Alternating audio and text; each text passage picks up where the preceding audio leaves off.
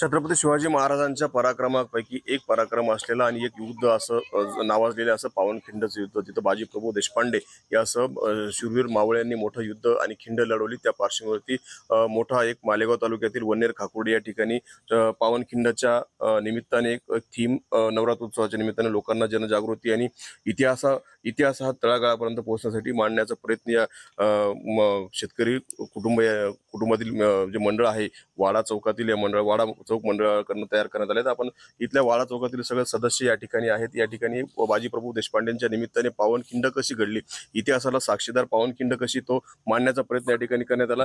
नेमकं या सदस्य आहेत यांचं जे थीम आहे त्यांची जाणून घ्या, नेमकं काय तुमचा उद्देश होता, नेमकं काय आहे केलेले तुम्ही?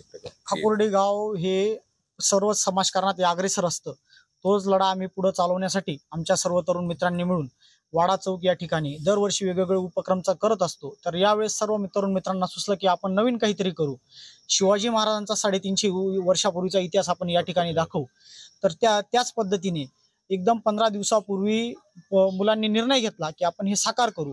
तर हे आपण बाहेरून मागवायचं ठरलं असतं, फार कॉस्टली लागलं असतं। तर सर्वांनी जेवण करून 8 वाजता रात्रीनंतर काम चालू केले आणि सर्वांनी स्वतःच्या मेहनतीतून हे साध्य केले। तर शिवाजी किती दिवस लागले आणि किती खर्च आला तुम्हाला? या ठिकाणी आम्ही जेव्हा बाहेर विचारलं होतं त्यावेळेस आम्हाला 60 ते 70 हजार रुपये खर्च सांगितला होता। तर पण मग आम्ही स्वतः अंग मेहनत केल्याने हे 40 ते 45 हजार रुपयात मात्र उभं राहिलेलं आहे। काय उद्देश आहे तर भाविक जे दर्शनाला येतात त्यांना हिंदू संस्कृती ही जपली गेली पाहिजे आणि महाराज हे डोक्यावर घेऊन फिरणारे नाही तर डोक्यात घालण्याचे विचार आहे, त्याच प्रतिकृतीतून आम्ही हे सादर केलेलं आहे। नवरात्रोत्सवाच्या निमित्ताने पावनखिंड हा देखावा सादर करून छत्रपती शिवाजी महाराजांचा इतिहास आणि शिवाजी महाराज हे डोक्यावर मिरवण्याचे नसून मनात रुजवण्यासाठी त्यांचं गुण आहेत असं सांगण्याचा प्रयत्न काटून भागातील या चौकात करण्यात आलेला आहे। मनोज शेवळे, TNN मराठी, मालेगाव।